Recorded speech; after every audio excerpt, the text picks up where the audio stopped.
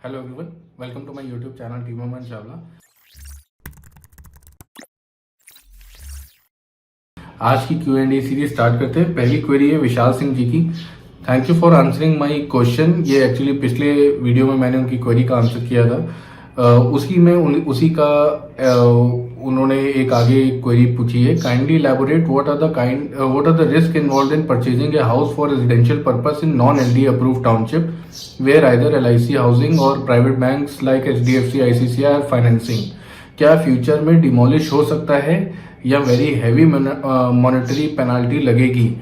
Actually sir क्या है कि अगर आप एक नॉन एलडी अप्रूव टाउनशिप में प्लान कर रहे हैं तो नॉन एलडी अप्रूव टाउनशिप में हाल ही का एक किस्सा है। कृष्णा नगर के पास में 2 सोसाइटीज का जो इलेक्ट्रिसिटी कनेक्शंस थे वो काट दिए गए। उन घरों में कोई लाइट प्रोवाइड नहीं की जा रही थी, कोई इलेक्ट्रिसिटी कनेक्शंस नहीं दिए गए और जो पहले से रह रहे थे लोग उनके भी कनेक्शंस कट कर दिए गए। फिर बाद में सेटलमेंट हुआ और एलडीए ने एक पेनाल्टी चार्ज करी जो उस बिल्डर ने और वहां पे उन लोगों ने दी। बेसिकली बिल्डर तो बेच के बाहर हो चुका था, बिल्डर का कोई लेना देना नहीं। एक बार सेल्स खत्म हो गई उसके बाद में प्रोजेक्ट खत्म हो जाता है। तो जैसे ही बिल्डर एग्जिट हो गया उस प्रोजेक्ट के बाद में, तो जो लोग रह रहे थे अंदर में उन्होंने उस प्रोजेक्ट में एलडीए को फिर पेनाल्टी एक जो लगी उसको देनी पड़ी। तो एक्चुअली है क्या कि अनअप्रूव टाउनशिप में जब तक उसका अप्रूवल है नहीं एलडीए से कभी भी कुछ भी हो सकता है। लाइक जैसे मैंने अभी हाल ही का किस्सा बताया जिसमें इलेक्ट्रिसिटी कनेक्शन कट हो गया, तो ये एक पार्ट है। इस तरीके से कई तरीके के प्रॉब्लम्स या चैलेंजेस आ सकते हैं। डिमोलिश एक बहुत एक्सट्रीम और हार्ड स्टेप है जो बिल्कुल कभी किसी केस में आगे सुपरटेक के 2 टावर्स डिमोलिश अप्रूव थे उसके बाद हो रहे हैं। रोहतास प्लूमेरिया में 2 टावर्स हैं जिनको डिमोलिश होना है। इसी तरीके से कई तरीके के कुछ इश्यूज जो बिल्डर बदमाशी करके या बिना अप्रूवल्स के या पेपर में झोल झाल करके बेच देते हैं, बाद में सफर ऑडियंस को करना पड़ता है। इसी वजह से अप्रूव्ड प्रोजेक्ट्स में जाएं और अप्रूव्ड में भी ऐसे प्रोजेक्ट में जाएं जो बिल्कुल क्लीन एंड क्लियर हैं। पेनाल्टीज हैवी बिल्कुल लग सकती हैं। अप्रूवल्स के लिए कई बार लंबी स्ट्रगल 6 महीना 12 महीना 4 साल 5 साल तक स्ट्रगल चल सकती है कि कब अप्रूवल मिलेगा पता नहीं। अगर कोई प्रॉब्लम फेस करनी पड़े तो इट्स बेटर कि हम अप्रूव टाउनशिप में जाएं। टूटने वाला जो प्रॉब्लम है ये बहुत एक्सट्रीम स्टेप है। कब ये हो ये नहीं पता, लेकिन बहुत एक्सट्रीम स्टेप है। लेकिन अगर अप्रूव्ड नहीं है और वहां से आसपास में कोई फ्लाईओवर प्लान हो गया, रोड अगर वाइड हो रही है, रोड चौड़ी होनी है उस एरिया में और वो मास्टर प्लान में अगर आ गया तो कुछ पार्ट अगर बीच में टाउनशिप आ रही है तो वो भी टूट जाएगा। इस तरीके के प्रॉब्लम्स लाइफ में कभी भी आ सकते हैं अगर आप एक अनअप्रूव टाउनशिप में जा रहे हो। तो ये एक बेसिक डिफरेंस है। रेजिडेंशियल टाउनशिप में अगर आप जा रहे हैं और अगर अनअप्रूव्ड है तो प्रॉब्लम्स हैं और कभी कल को अगर सेटलमेंट होगा तो पेनाल्टीज या जो अमाउंट आपको बियर करना पड़ेगा वो उस समय अब एक हैवी अमाउंट होगा जिसमें आपको देके अपनी टाउनशिप को लीगलाइज कराना होगा और इसका भी ऑप्शन गवर्नमेंट या एलडीए ही आपको देगी। वो चार्जेस क्या होंगे वो अभी बता पाना तो बड़ा मुश्किल है, लेकिन अप्रोक्सीमेटली 15-20% तक का कॉस्ट उस समय के करंट सर्कल रेट के हिसाब से आपको बियर करना पड़ सकता है। उद्भव जी की क्वेरी है, I want to purchase flat for rental income in around 45 lakhs, kindly suggest something. अगर रेंटल इनकम पे जा रहे हैं तो मेरा सजेशन होगा सुशांत गोल्ड सिटी के कुछ प्रोजेक्ट जैसे कियारा रेजिडेंसी 2 BHK बहुत अच्छे प्राइस पॉइंट का प्रोजेक्ट है। ओमिक्स ग्रैंड 2 BHK 50 की रेंज में आ जाएगा, बहुत अच्छे प्राइस पॉइंट पे है वो। ओकास रेजिडेंसी 2 BHK 53-54 लाख की रेंज में भी बहुत अच्छे प्राइस पॉइंट पे प्लेस्ड है। तो ऐसे कुछ प्रोजेक्ट्स पे आप प्लान कर लें जिनका टिकट साइज 50 के रेंज में हो और वहां पे क्योंकि जॉब अपॉर्चुनिटीज बहुत है, बहुत सारे हॉस्पिटल्स आ रहे हैं, बन रहे हैं, अंडर कंस्ट्रक्शन है, तो जॉब्स अपॉर्चुनिटी उस एरिया में बहुत ज्यादा है। तो जब जॉब्स आएंगी तो डेफिनेटली लोग आएंगे और रेंटल पे डिमांड बढ़ेगी। धीरेन्द्र सिंह जी की क्वेरी है, फैजाबाद रोड पर कोई नई प्लानिंग है सर जी? फैजाबाद रोड पे 2 नए बिल्डर्स, आईफेल का भी कुछ प्रोजेक्ट आना है, अभी मेफेयर विलास भी नए स्टार्ट हुए हैं। उस रोड पे लाला जुगल किशोर के भी फ्यूचर कुछ प्लानिंग है, कुछ लॉन्चिंग करेंगे जब अप्रूवल्स आ जाएंगे। तो कुछ नए 1-2 बिल्डर्स हैं जो उस रोड पे आना चाह रहे हैं, आएंगे फ्यूचर में, लेकिन अभी एज ऑफ नाउ बड़ा मुश्किल है बताना कि कब तक ये लॉन्चिंग्स होंगी। आप एक्सपेक्ट करें नेक्स्ट 4 to 5 मंथ्स में आईफेल का प्रोजेक्ट सबसे पहला जो सेफ ऑप्शन दिख रहा है वो फैजाबाद रोड पे आईफेल का ऑप्शन है जो वहां पे लॉन्च हो जाएगा। शिवेंद्र सिंह जी की क्वेरी है, अमन जी, लखनऊ में प्लॉट बताएं जो कि एलडीए अप्रूव्ड हो और for and user, developing phase में हो, for affordability, time duration 10 year from now, thanks in advance. मेरा सजेशन होगा कि न्यू जेल रोड पे आवास विकास की जो टाउनशिप लॉन्च होगी उस पे प्लान कर सकते हैं। उधर पे एल्डिको का भी प्रोजेक्ट आना, उस पे प्लान कर सकते हैं। देवा रोड पे कुछ माती के आसपास में रामस्वरूप यूनिवर्सिटी के पास में आईफेल का प्रोजेक्ट आ रहा है, उसमें प्लान कर सकते हैं। ये कुछ 2-4 ऐसे लोकेशन है जिसपे अभी तो नहीं रह सकते, लेकिन जो आपका टाइम फ्रेम है 8-10 साल का, उस हिसाब से डेवलपमेंट भी आएगा, ग्रोथ भी आएगी, और अभी सस्ते रेट पे अप्रूव्ड अच्छे बिल्डर में आपको प्लॉट्स मिल जाएंगे जहां पैसा भी नहीं फंसेगा, ग्रोथ भी मिलेगी, और कल को रहना होगा तो आपके पास एक अपना एक लैंड होगा जिसपे आप कल को कंस्ट्रक्शन करा के अपना घर बनवा सकते हैं। धर्मवीर जी की क्वेरी है, विजय ग्रुप की संजीवनी होम जो वृंदावन से लगी हुई है, साइट किसान पथ से भी लगी हुई है, जिसमें प्लॉट एंड रो हाउसेज हैं, न्यू प्रोजेक्ट है, उसके बारे में प्लीज बताएं। सर, अनअप्रूव्ड प्रोजेक्ट्स को मैं चैनल पर डिस्कस नहीं करता हूं, लेकिन मैं फिर, क्योंकि बहुत सारी क्वेरीज अनअप्रूव्ड प्रोजेक्ट्स की आ रही हैं, ये रिस्की होते हैं, इनमें इन्वेस्टमेंट के लिए जा सकते हैं, रिस्क काफ़ी हाई होता है, लेकिन मैं जल्दी कुछ ऐसी सीरीज स्टार्ट करूंगा जिसमें मैं अनअप्रूव्ड प्रोजेक्ट्स को भी कवर करूं, और मेरा कभी सजेशन नहीं होगा किसी अनअप्रूव्ड प्रोजेक्ट में जाके परचेज करें आप, लेकिन अगर आप में वो रिस्क टेकिंग कैपेसिटी है, आप वो रिस्क उठाना चाहते हैं, तो डेफिनेटली आप जाके उसमें परचेज कर सकते हैं। जितना बड़ा रिस्क उतना बड़ा रिवॉर्ड होता है, लेकिन अल्टीमेटली अनअप्रूव्ड मतलब गलत है, और गलत चीज को मैं रिकमेंड नहीं करता। प्रीति Srivastava, is there any area in Lucknow where we can invest if we have just 4-5 lakhs? To generalize my question, can we invest in real estate if we have 4-5 lakhs? I hope you will answer it. Definitely ma'am, 4 से 5 लाख रुपए में real estate में investment क्या होता है, सच में होता है, पॉसिबल है, सेफ इन्वेस्टमेंट। मैं नोएडा जैसे बिल्डर्स या मैं पर्टिकुलरली कुछ ऐसे एरियाज के कुछ ऐसे बिल्डर्स की बात नहीं कर रहा जो एश्योर रिटर्न 4-4 लाख 3-3 लाख में बेच के भाग जाएंगे और प्रोजेक्ट अपना बना नहीं पा रहे 12-15 साल से, और 4 लाख रुपए में उनके एम्प्लॉयज बाजार में एश्योर रिटर्न बेच रहे हैं। ये बोकस स्कीम से इससे बच के रहें, जस्ट बिकॉज कि 4-5 लाख लगाना है और किसी ऐसे प्रोजेक्ट में लग जाए, उससे फार बेटर है कोई भी प्रोजेक्ट में ईडब्ल्यूएस, अगर कोई आता है अच्छे प्रोजेक्ट का ईडब्ल्यूएस है और आप अपने किसी फैमिली मेंबर के नाम पे उसको अप्लाई करते हैं जिसमें सारे टर्म्स कंडीशन मीट हो रही हैं, तो आपको एक अच्छा रेंटल इनकम भी मिलता है और डाउन दी लाइन एक अच्छे एप्रिसिएशन भी मिलता है। अगर आप 5-6 साल 7 साल रुकते हो तो किसी भी अच्छे प्रोजेक्ट की ईडब्ल्यूएस में अगर आप जाओगे तो उसका रेंज 6-6.5 लाख 7 लाख के आसपास होता है, और आपको आपके बजट में थोड़े बहुत ऊपर नीचे करके आप एडजस्ट करोगे, क्योंकि उसमें टाइम भी मिलता है पेमेंट का 2 साल 3 साल का। आपको आपका एक छोटा स्पेस भी हो जाएगा जिसपे आपको रेंटल्स अच्छे होंगे। लगभग 7 लाख 6 लाख 7 लाख रुपए की इन्वेस्टमेंट पे आपको 3-4-5 हजार रुपए तक का रेंटल मिल जाता है, और साथ ही साथ आप अगर फ्यूचर में उसको होल्ड कर ले जाते हैं 5-10 सालों के लिए, तो आपको 15 लाख 14 लाख तक के रिटर्न, मतलब इतना आपको बढ़ के मिलेगा। तो आपका एक पैसा भी हो गया सेफ, रेंटल भी मिला और साथ में प्रॉपर्टी भी अप्रिशिएट हुई। एक ये सज्जन है, नाम नहीं है, please elaborate the difference between 143 and दाखिल खारिज land, also is mutation possible in Avasiya land? I have seen that many builders are doing the Avasiya registry but they are not doing Dakhil Kharij of house. What is the reason behind that? 143 land use conversion है। 143 का मतलब कि ये जो पूरा land parcel था ये agriculture land use में था, अब इसको परमिशन दे दिया रेजिडेंशियल लैंड यूज में कन्वर्ट करना, ये होता है 143, सिंपल, इससे ज्यादा कुछ नहीं। और साथ में जो अब दूसरा है कि दाखिल खारिज होता है कि जब हम एक प्लॉट की रजिस्ट्री कराते हैं तो रजिस्ट्री से पहले वो प्लॉट किसके नाम पे चढ़ा हुआ था, सपोज मिस्टर ए के नाम पे वो प्लॉट था, अब रजिस्ट्री हो गई वो बी पे हो गया, तो वो आपके लैंड रिकॉर्ड्स में तो प्लॉट ए ने रजिस्ट्री कर दी बी के नाम, लेकिन अभी भी आप दाखिल खारिज म्यूटेशन मतलब आपको अभी भी लैंड रिकॉर्ड्स में अपना नाम चढ़वाना है, चेंज कराना है, और वहां पे भी आपको ए के नाम से उसको चेंज करा के बी के नाम चढ़वाना है। तो वो एक्चुअली पहले क्या है एलडीए कर देता था, अब ये नगर निगम से होता है। तो जब कोई टाउनशिप को नगर निगम हैंडओवर करता है, जब आप हाउस टैक्स वाटर टैक्स पे करते हैं, आप उसका एक रिक्वेस्ट नगर निगम में डालते हो, तो नगर निगम का द्वारा ये प्रोसेस अब होता है। अब ये बिल्डर्स या एलडीए नहीं करते हैं, तो इसीलिए अब आपको इसको नगर निगम से परस्यू करना पड़ेगा। जैसी ही टाउनशिप या सोसाइटी नगर निगम के पास आएगी उसके 2-2.5-3 साल के अंदर ये प्रोसेस दाखिल खारिज का आप कर सकते हो, और ये टाइम टेकिंग प्रोसेस है थोड़ा, लेकिन आपके नाम पे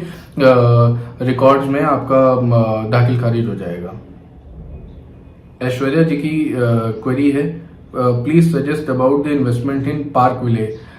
सिग्नेचर ग्रुप का प्रोजेक्ट प्लॉटिंग का जेल रोड पे अप्रूव्ड, बिल्कुल जा सकते हैं। रिस्क थोड़ा तो इन्वॉल्व होता है हर प्रोजेक्ट में, लेकिन क्योंकि अप्रूव्ड है, उस रोड पे बहुत डेवलपमेंट आना है, एक अच्छे प्राइस पॉइंट का प्रोजेक्ट है, 4 साल 5 साल का हॉरिजन अगर लेके आप जा रहे हो तो डेफिनेटली आप जा सकते हैं। It's a good project for investment purpose, अभी रहने के लिए बहुत बढ़िया नहीं है।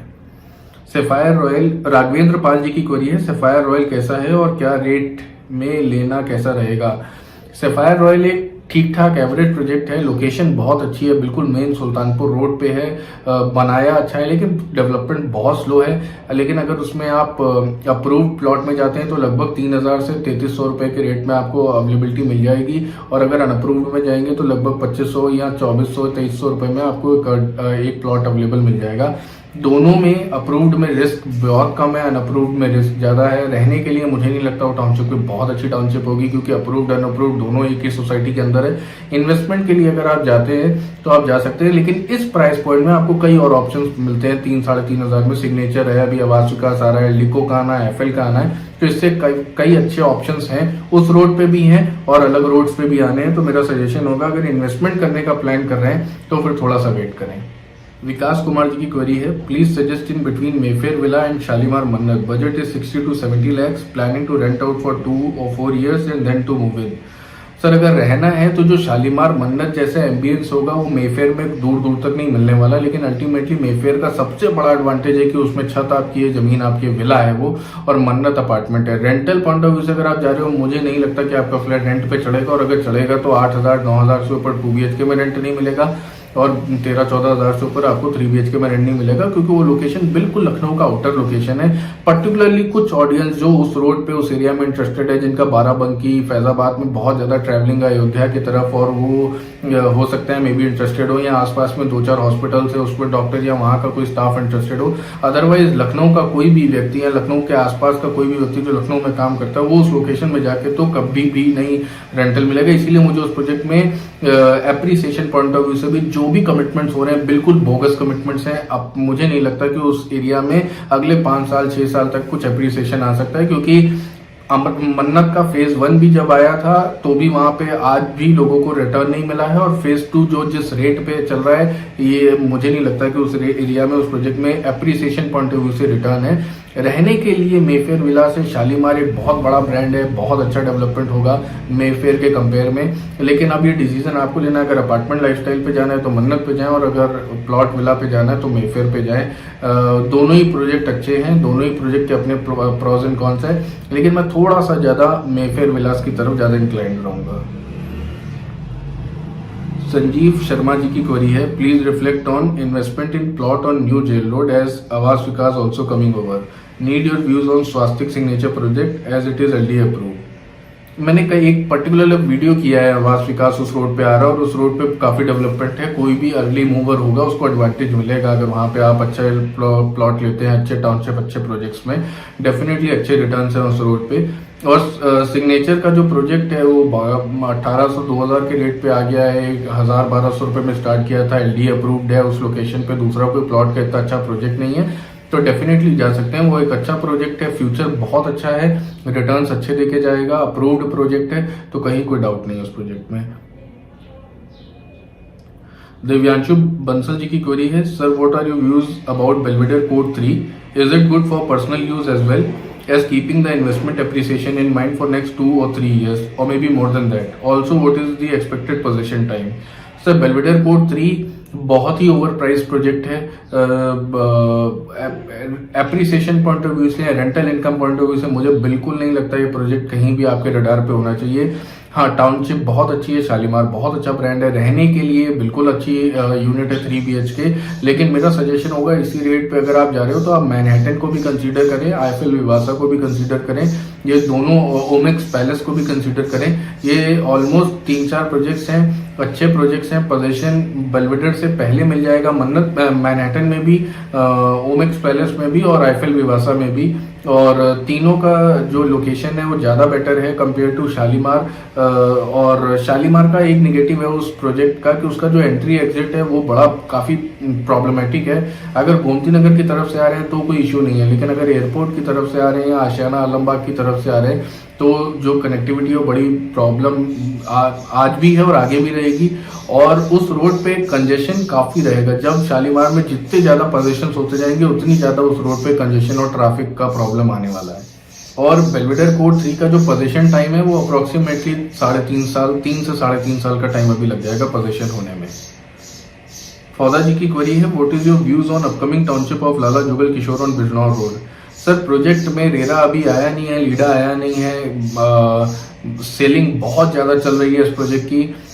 थोड़ा सा अलार्मिंग सिचुएशन है। बिल्डर बहुत जल्दी बहुत लोकेशंस पे बिना अप्रूवल्स के सेल करने की कोशिश हो रही है, जो कि मेरे हिसाब से बिल्कुल सही नहीं लग रहा है। अगर मैं पर्टिकुलरली उस प्रोजेक्ट की बात करूं बिजनौर रोड की, तो पूरा ओन लैंड है, कहीं लैंड में कोई इशू नहीं है, लीगल पॉइंट ऑफ व्यू से कोई इशू नहीं है, लेकिन अप्रूवल्स के बिना थोड़ा सा रिस्की अफेयर हो जाता है। तो मुझे लगता है कि थोड़ा सा वेट एंड वॉच करें, थोड़ा सा चीज़ों को एस्केलेट, इस प्रेशर में ना आए कि बिक जाएगा, ख़त्म हो जाएगा, क्योंकि अगर वो रिस्क टेकिंग कैपेसिटी है तो बिल्कुल आप जाएं। लोकेशन में उस एरिया में एम्पीरिया के आने के बाद काफ़ी मूवमेंट बढ़ा है, रिटर्न्स भी मिल जाएंगे, लेकिन जिस तेज़ी से ये ब्रांड अलग अलग लोकेशंस पे जा रहे हैं और अप्रूवल्स और 4-5 मल्टीपल प्रोजेक्ट्स को एक साथ करना, बड़े बड़े ब्रांड्स ये नहीं कर पा रहे हैं, तो ये थोड़ा सा रिस्की सिचुएशन है। और मेरा सजेशन तो यही होगा कि थोड़ा सा वेट एंड वॉच, धीरे धीरे बढ़े और सेल्स के प्रेशर में या बिक जाएगा इस प्रेशर में इस पिचिंग के पीछे ना पागल हो। विवेक कुमार जी की क्वेरी है, please describe about Omaxe the palace, this project is 10 years old till date, they are not able to deliver, if you have any idea about it please describe। Sir Omaxe financially struggle कर रही है, ये बात सच है, इस वजह से वो प्रोजेक्ट का डेवलपमेंट धीरे है। पैसा 90% ले चुके हैं, उसके बावजूद भी अभी उस प्रोजेक्ट में अच्छा खासा फंड लगना है फिनिशिंग के लिए। ऐसा नहीं है कि फिनिशिंग नहीं हो रही है, काम लगातार चल रहा है, लेकिन काम की स्पीड जो है वो स्लो है। लेकिन मुझे बावजूद हर चीज़ के मुझे लगता है कि नेक्स्ट ईयर या इस ईयर के एंड से या नेक्स्ट ईयर के मिड से ओमेक्स पैलेस में पोजीशन स्टार्ट हो जाएंगे और सेफ प्रोजेक्ट है, कहीं कोई प्रॉब्लम नहीं आएगा। प्रोजेक्ट डिले जरूर है, लेकिन डेवलप आपको मतलब ऐसा नहीं है कि प्रोजेक्ट का हैंडओवर नहीं मिलेगा। नेक्स्ट ईयर मिड तक आप एक्सपेक्ट कर सकते हैं कि पोजीशन स्टार्ट हो जाने से। अभिषेक जैन जी की क्वेरी है, hi Aman, I want to buy independent house in city centre, most preferred location would be near to Chowk as that's my work place, if plot then better, can you suggest how to find it, my budget is approximately 1 CR plus 1 CR। Sir actually क्योंकि जो location पे आप चाह रहे हो actually बहुत densely populated area है, old Lucknow है, वहाँ पे बहुत सारे बिल्डर्स का डेवलपमेंट नहीं है, लेकिन वहाँ से जो सबसे नियरेस्ट डेवलपमेंट आपको मिलेगा वो एल्डिको के प्रोजेक्ट्स और शालीमार के प्रोजेक्ट्स मिलेंगे IM रोड और सीतापुर रोड की तरफ। वो एक ऐसा लोकेशन है, और जो ग्रीन कॉरिडोर बन रहा है जो वाया चौक होते हुए शहीद पथ कनेक्ट करेगा, वो उस रोड पे आपको ग्रीन गार्डन बे प्रोजेक्ट शालीमार का, या एल्डिको का रिगेलिया, एल्डिको सिटी, ये सारे कुछ ऐसे प्रोजेक्ट्स हैं जो आपको सूट करेंगे। और कनेक्टिविटी वाइज सिर्फ 15-20 मिनट का ट्रैवल टाइम है। अगर आज करेंटली मैं बात करूं तो 20-25 मिनट से ज़्यादा ट्रैवल टाइम नहीं लगेगा, और अगर वो ग्रीन कॉरिडोर बन गया तो सिर्फ 10 से 15 मिनट के टाइम में आप अपनी लोकेशन चौक में पहुंच सकते हैं। तो वो पर्टिकुलर लोकेशन पे आप ध्यान दें, और जितना आपका बजट है इस हिसाब से एल्डिको रिगेलिया और एल्डिको लक्सा अगर अपार्टमेंट में जाना चाहते हैं, और एल्डिको का ही एक शालीमार का ही प्रोजेक्ट है गार्डन बे, इन 2-3 प्रोजेक्ट्स में आप कंसीडर करें। और यहाँ से कनेक्टिविटी वाइज भी और प्रोजेक्ट भी बहुत अच्छे हैं, कनेक्टिविटी भी फ्यूचर भी बहुत अच्छी है, और अभी करंट कनेक्टिविटी चौक से तो बहुत ही अच्छी है। राम रस्तोगी जी की क्वेरी है, hi Aman, can you please tell is it worth buying LD approved affordable villa of Halwasiya शिवलर संबंध, as I can see that even after 1 year there is very less construction and have even increased rate by 4 lakhs। Sir मुझे बिल्कुल नहीं लगता ये investment के लिए project है, ये उन्हीं लोगों के लिए प्रोजेक्ट है जो 28 से 30 लाख रुपए में एक मकान देख रहे हैं और उसी लोकेशन में पर्टिकुलरली रहना चाहते हैं, और इससे ज्यादा बिल्कुल बजट नहीं खर्च कर सकते। कैसे तैसे पैसा जोड़ के वो 28 लाख 30 लाख तक पहुंच सकते हैं, सिर्फ उन लोगों के लिए प्रोजेक्ट है। जो लोग 30 लाख से ऊपर जा सकते हैं उनके लिए भी नहीं है, जो इन्वेस्टमेंट का प्लान कर रहे हैं उनके लिए भी नहीं है, जो एंड यूजर ये सोच के जा रहे हैं कि अच्छा डेवलपमेंट होगा, 2 यूनिट ले लेते हैं, एक्चुअली वो EWS LIG वाली सोसाइटी उसी तरीके से चलेगी। तो एक्चुअली अगर आपका बजट बहुत टाइट है, आप 20-25 लाख के बजट में हो और घर ही चाहिए, तो फिर आप जाइए, अदरवाइज आप उस प्रोजेक्ट को बाईपास कर सकते हो। वो प्रोजेक्ट किसी भी तरीके से आपके रिक्वायरमेंट पे फिट नहीं बैठता है, ना इन्वेस्टर के और ना ही किसी ऐसे कस्टमर के जो 30-40 लाख तक खर्च कर सकते हैं आराम से। सुनील पांडे जी की क्वेरी है, hi sir, could you suggest about Ansal Palm Floor Sector J2? Should I plan to buy floor in Sector J2? It's a registered unit. Sir plan कर सकते हैं रजिस्टर्ड यूनिट, क्योंकि आज के टाइम पे अपार्टमेंट के prices जिस तरीके से शूटअप हो रहे हैं, पीछे से रॉ मटेरियल कॉस्ट बहुत बढ़ती जा रही है, तो अगर एक अच्छे प्राइस पॉइंट पे एक अच्छी यूनिट मिल रही है तो डेफिनेटली जा सकते हैं। हाँ, आज डेवलपमेंट नहीं हो, डेवलपमेंट को उस एरिया तक पहुंचने में कम से कम 7 साल 8 साल का टाइम भी है। एक अच्छे प्राइस पॉइंट पे वो यूनिट है और डेफिनेटली आप जाएं, कंसिडर कर सकते हैं, कोई भी रिस्क नहीं है। ओवरऑल अंसल का लोकेशन है, डेवलपमेंट आएगा, सुल्तानपुर रोड से कनेक्टिविटी बहुत स्ट्रांग है, तो बिल्कुल प्लान किया जा सकता है। साक्षी श्रीवास्तव जी की क्वेरी है, what is better in comparison to Pintel, Omaxe metro and Lala Jugal Kishore? मुझे लगता है अगर इन्वेस्टमेंट का प्लान है तो number 1 Omaxe metro plots, number 2 Pintel, number 3 Lala Jugal Kishore. ये इस एस्पेक्ट पे मैंने बताया कि कल को रहना हो तो आप रह भी सकते हैं, और अगर आपको इन्वेस्टमेंट करना है कोर और लेके छोड़ देना है तो भी इस एस्पेक्ट में। लेकिन अगर आपको बिल्कुल बहुत ही लो प्राइस पे चाहिए एंट्री और काफी टाइम लंबा आप रुकना चाहते हो, अच्छे रिटर्न्स का मतलब अगर आप बिल्कुल मल्टी बैगर टाइप की एक चीज ले रहे हैं कि मैंने एक प्लॉट ले लिया 20-25 लाख और मैं जो करोड़ों में बेचना है उसको, और मैं रुकूंगी 10 साल 15 साल के लिए, तो फिर लाला जुगल किशोर में कंसीडर करें। अदरवाइज सबसे अच्छा कोर इन्वेस्टमेंट ओमेक्स का मेट्रो प्लॉट्स का है, अगर अच्छी लोकेशन पे अप्रूव में आप जा रहे हो। और सेकंड नंबर पे पेंटल, क्योंकि पेंटल का ऑलरेडी रेट काफी हाई हो चुका है और उस एरिया में प्लॉट्स की बहुत सारी इन्वेंट्री है भी। सीमा सक्सेना जी की क्वेरी है, sir BCC blue mountain Lucknow में मैंने फ्लैट लिया है, प्रोजेक्ट कैसा है, प्लीज रिप्लाई। सर मैम अच्छा प्रोजेक्ट है, वृंदावन सेक्टर 17 में, if I am not wrong, और बन भी चुका है। 50 लाख से 80 लाख की रेंज में 2 and 3 BHK के ऑप्शंस हैं, ठीक है, नॉट गुड नॉट बैड, मतलब कोई ऐसा बहुत अच्छी डील भी नहीं है और कोई बहुत अच्छा बेकार प्रोजेक्ट भी नहीं है जहां फंस जाए लोगों का पैसा। तो overall it's an average project और अच्छे रेंटल्स मिलेंगे, लेकिन capital appreciation point of view से मुझे नहीं लगता कि कुछ आपको अच्छी रिटर्न्स मिल पाएगी। सौरभ द्विवेदी जी की क्वेरी है, any views on tulip 7th Avenue please. Tulip 7th Avenue जो लोकेशन है फिनिक्स पलासियोस के बिल्कुल सामने पार्थ खाद्यान का जो लैंड है उसी का पार्ट है एक्चुअली वो प्रोजेक्ट। स्टूडियो सूट्स हैं, ऑफिस यूनिट्स हैं उसमें, और साथ ही साथ उसमें आपका नीचे कुछ रिटेल स्पेस भी हैं।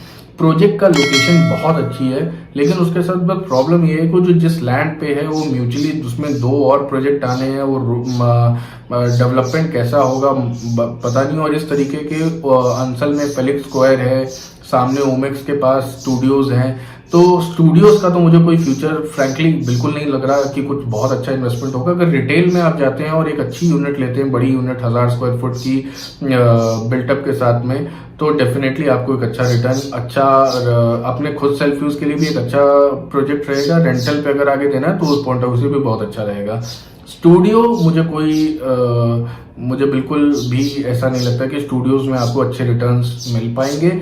ऑफिस स्पेस अगर जा रहे हैं उस लोकेशन में तो कम से कम 700-800 स्क्वायर फुट के कारपेट स्पेस की अगर आप यूनिट लेते हैं, या 500 से 550 स्क्वायर फुट के भी कारपेट की आप यूनिट लेते हैं तो जाएं, छोटे टिकट साइज में ना जाए। कमर्शियल का सबसे बड़ा ड्रॉबैक है कि अगर आपने 300-400 स्क्वायर फुट के कारपेट की यूनिट ली है तो आपका रेंटल कभी नहीं बढ़ सकता और आपको ढूंढने में उस तरीके का ऑडियंस को प्रॉब्लम होगा, बड़ा ब्रांड नहीं आएगा।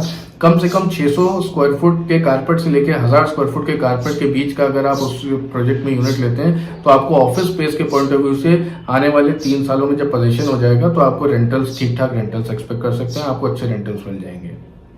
आज की Q&A सीरीज यही खत्म करते हैं। उम्मीद कर रहा हूँ कि मैंने ऑलमोस्ट सारी क्वेरीज कवर कर ली अब तक जितनी भी पेंडिंग थी। इसी तरीके से सैटरडे को एक Q&A अपलोड होती रहेगी और इस सीरीज से आपको हेल्प बहुत मिलेगी और मेरा काम बड़ा इजी हो रहा है कि मेरा वर्कलोड मुझे भी, मैं मेक डिसिप्लिन सैटरडे 6 PM आपके साथ एक वीडियोस आ रहे हैं। तो जो पहले क्वेरीज के आंसर 15-20 दिन 25 दिन लग जाते थे, अब हर 6-7 दिन में आपको आपकी क्वेरी के आंसर मिलते रहेंगे। इसी तरीके से अपनी क्वेरीज भी भेजते रहें, अपना प्यार भी बनाए रखें, कोई कंफ्यूजन हो डायरेक्टली कॉन्टैक्ट भी करते रहें और टीम अमन चावला के चैनल को सब्सक्राइब करें, वीडियोस को लाइक करें, अपने फ्रेंड्स फैमिली में शेयर करें और टीम अमन चावला के प्रोफाइल को फेसबुक, इंस्टाग्राम, जितने भी सोशल मीडिया हैंडल्स हैं वहाँ पे फॉलो करें। कुछ नई नई चीज़ें हम उस पर भी ऐड करते रहते हैं टाइम द टाइम पे। तो इसी तरीके से अपना प्यार बनाए रखें। Thank you so much.